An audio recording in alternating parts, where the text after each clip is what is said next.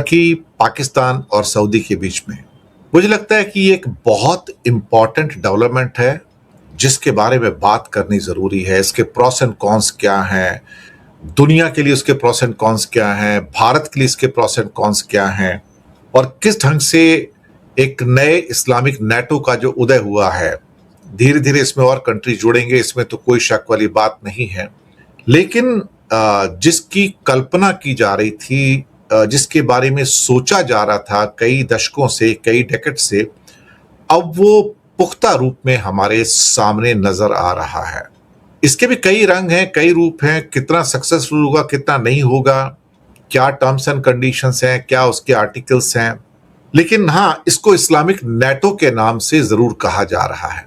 आज इसी के बारे में आज हम बात करने जा रहे हैं। तो आप सबका बहुत बहुत स्वागत है। Welcome you all. नमस्कार, गुड इवनिंग, आदाब और सत श्री अकाल। चलिए आज पहले बात ही शुरू कर लेंगे। और इस्लामिक नेटो क्या है अल्टीमेटली?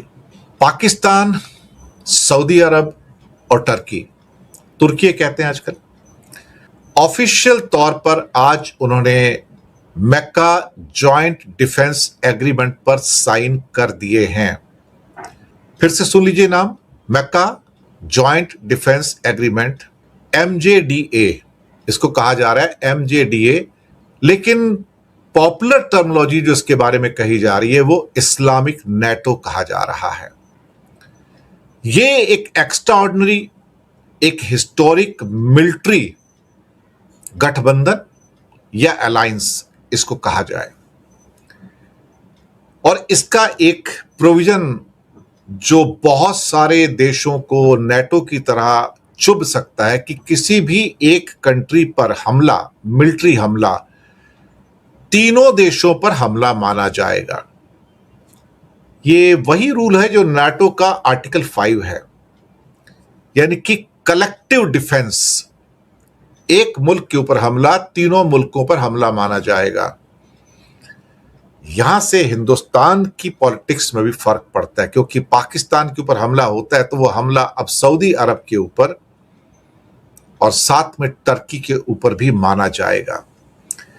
ये जियोपॉलिटिकल सिचुएशन जो निकल कर आई है ना, मुझे लगता है कि ये साउथ एशिया के लिए एक एक्सट्रीमली इंपैक्टफुल सिचुएशन है। ये मैं मानकर चल रहा हूं और इसका एक डीपर एनालिसिस जरूरी है इस समय।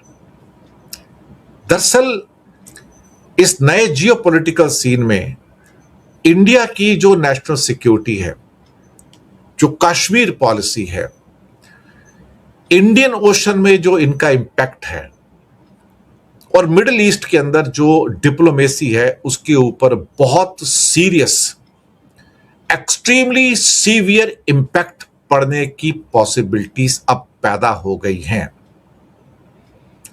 ये नया मिलिट्री अलायंस नेटो की तरह, इनके पास सऊदी की क्या कहते हैं कि अनलिमिटेड मनी पावर है, अनलिमिटेड मनी पावर है, अनलिमिटेड ऑयल पावर है। इनके पास टर्की का ड्रोन बायराकतर और एरोस्पेस टेक्नोलॉजी है, और इनके पास पाकिस्तान का एटम बम भी है और एक बड़ी प्रोफेशनल ट्रेन्ड आर्मी है। ये कॉम्बिनेशन बहुत डेडली कॉम्बिनेशन है, इसको समझने की कोशिश करिएगा। इस्लामिक नेटो क्या कहता है, चलिए थोड़ी सी बात कर लेते हैं।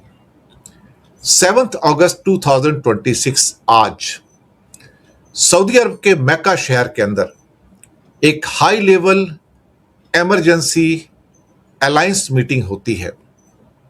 इसमें सऊदी के क्राउन प्रिंस मोहम्मद बिन सलमान, टर्की के प्रेसिडेंट एर्दोगान साहब और पाकिस्तान के प्राइम मिनिस्टर शहबाज शरीफ और उनके साथ में आर्मी जनरल असीम मुनीर, इन सब ने इस मिलिट्री अलायंस को आज अंतिम रूप देकर इसके ऊपर साइन किए हैं। आज ये अलायंस, ये अपने आप में फर्स्ट ऑफ इट्स काइंड जो निकल कर आया है इस दुनिया में। मुझे लगता है कि टर्की एक बड़ी मिलिट्री पावर है इस टाइम, कोई शक नहीं, उनकी एरोस्पेस पावर हो या एम्यूनिशन पावर हो, ड्रोन मेकिंग पावर हो, बड़ी पावर है, there is no doubt about it. Saudi के पास क्या है, इनके पास ताकत क्या है अल्टीमेटली? ये जो अभी ट्राई अलायंस जो हुआ है, जिसको इस्लामिक अलायंस कहा जा रहा है, इनकी ताकत क्या है अल्टीमेटली? सऊदी की ताकत को सब लोग जानते हैं। सऊदी कोई मिलिट्री पावर नहीं है, लेकिन सऊदी के पास पेट्रो डॉलर्स हैं। सऊदी एक ऐसा मुल्क है जो रेड सी एक साइड में है और फारस की खाड़ी एक साइड में है, और मुस्लिम वर्ल्ड के अंदर उसको हमेशा नंबर 1 की जगह मिलती है कि हां, Saudi is undeclared king of entire Muslim world कहा जाता है या नहीं वो अलग बात है। टर्की के पास क्या है? टर्की के पास नेटो स्टैंडर्ड का डिफेंस इंडस्ट्रियल बेस है, मोस्ट मॉडर्न मिलिट्री टेक्नोलॉजी है, बायर कतार TB2 के ड्रोन्स हैं,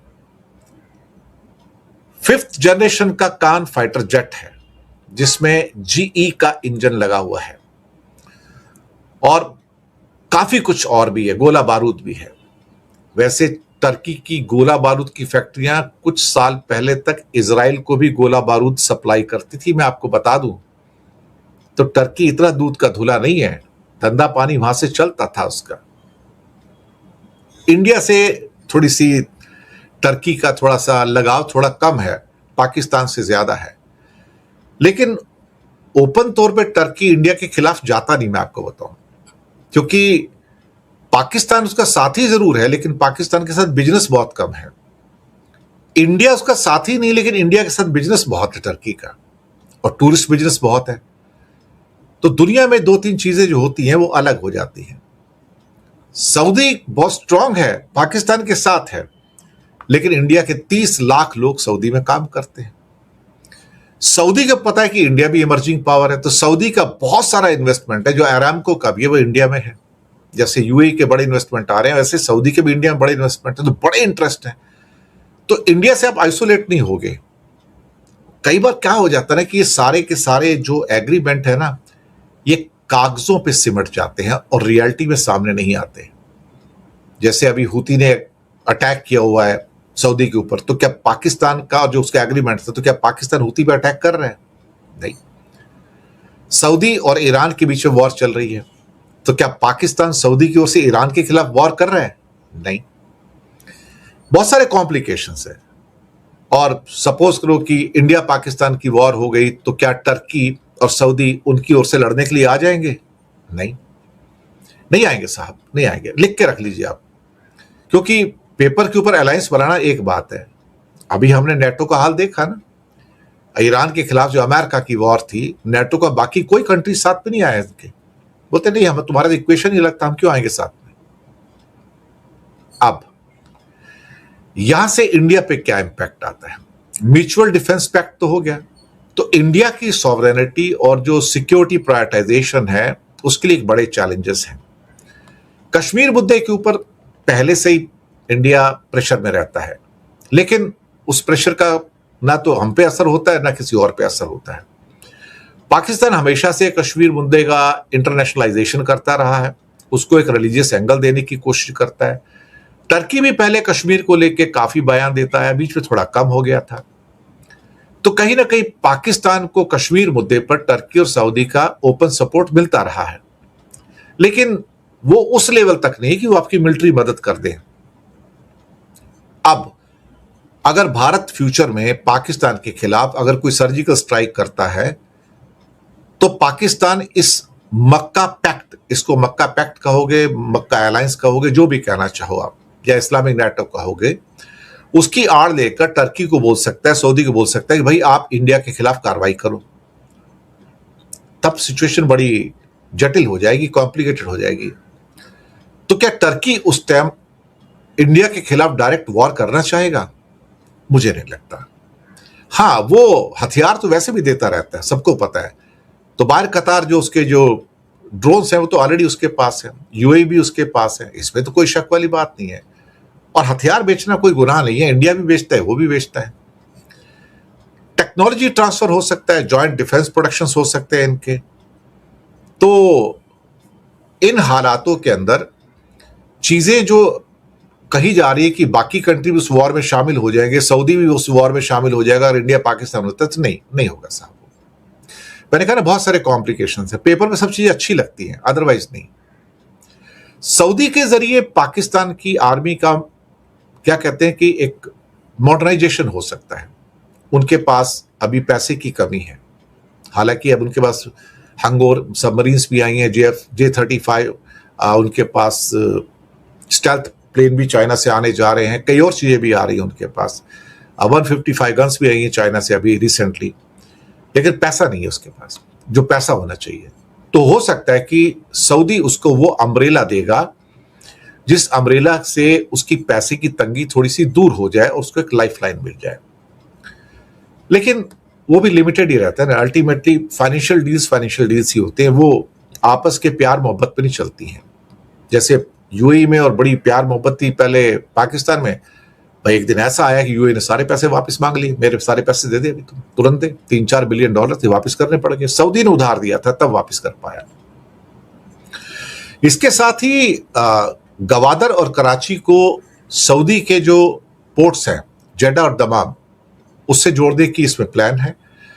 और साथ में जो लाल सागर है, रेड सी है और स्ट्रेट ऑफ हॉर्मस है, इस पर तो खैर अब ईरान का कंट्रोल हो चुका है। और ईरान कहने को पाकिस्तान का दोस्त है, लेकिन ईरान के खिलाफ पाकिस्तान कभी जाएगा मुझे नहीं लगता।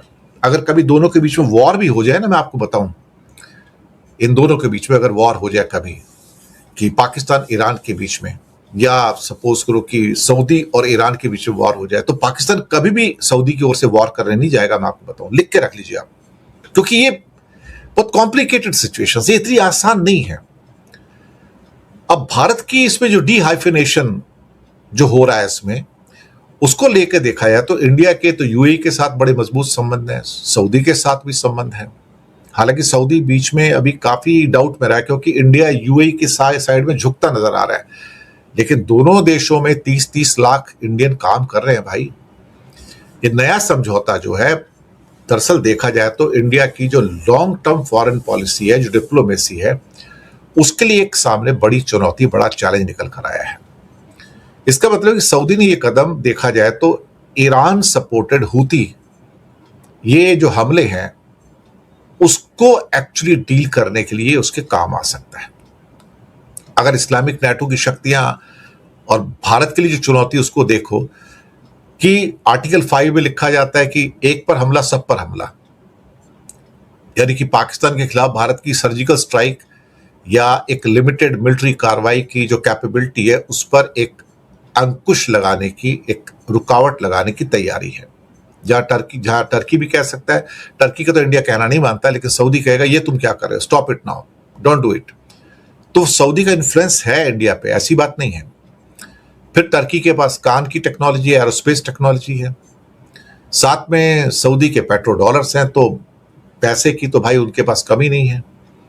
तो भारत के लिए क्या है कि हालांकि Bharat one of the biggest buyer of oil है फ्रॉम सऊदी से, तो सऊदी उसको छोड़ नहीं सकता, क्योंकि पैसे आ रहे हैं ना यार, पैसे कैसे छोड़ दोगे आप। तो यहां पर इंडिया एक इमर्जिंग पावर होने के नाते इंडिया को सैक्रिफाइस कोई नहीं करेगा, ना टर्की करेगा, क्योंकि टर्की के पास बहुत बड़ी संख्या में इंडिया के टूरिस्ट जाते हैं, आज भी जा रहे हैं साहब। सऊदी इंडिया को नहीं छोड़ सकता, क्योंकि तेल बेचना है और उसके सारा जो स्किल्ड वर्क फोर्स है इंडिया से जो आ रही है हाई लेवल की, वो इंडिया से मिल रही है उसको। पूरी दुनिया इंडिया की स्किल्ड वर्क फोर्स पे इस टाइम डिपेंड कर रही है, ऐसी बात नहीं है। इवन एआई के अंदर जो सबसे ज्यादा स्किल्ड वर्क फोर्स है, उसमें जो 3 मेजर कंट्री है, इसमें अमेरिका, चाइना, उसमें तीसरा इंडिया है उसके अंदर। तो चीजें कॉम्प्लिकेटेड हो जाती हैं। नीचे हो सकता है इंडिया, इजराइल और यूएई का I2U2 और स्ट्रांग हो जाए। अब ये अगर ये स्ट्रांग होता है तो फिर पता लग रहा है कि एक अलग नेटो बन रहा है भाई यहां पर। फिर तो मुझे नहीं लगता कि वो हो सकता है। अब जैसे कि ईरान ने यूएई पे अटैक की, ओमान पे बहुत अटैक किए, लेकिन फिर भी आपस में बातचीत करते रहते हैं रोज मिलकर। तो चीजें जमीन पर कुछ अलग होती हैं, और भी बहुत सारी चीजें हैं। लेकिन सऊदी अरब इसमें एक ऐसे प्लेयर के रूप में आया है जिसे लेकर भारत को बहुत केयरफुल रहना पड़ेगा, यानी कि नई दिल्ली को शायद रियाद के साथ फिर से चीजों को दोबारा से इक्वेशन में बिठाना पड़ेगा कि भाई अल्टीमेटली हमें करना क्या है और आप क्या करना चाहते हो। सच बात तो यह है कि जो इस्लामिक नेटो है ये दुनिया के सबसे बड़े जियोपॉलिटिकल चेंजेस में से एक है और इस अलायंस में कई और कंट्री अब शामिल होने जा रहे हैं। मैं आपको बता दूं, ये शुरुआत है, सिर्फ 3 कंट्री की शुरुआत है। तो यहां पर एक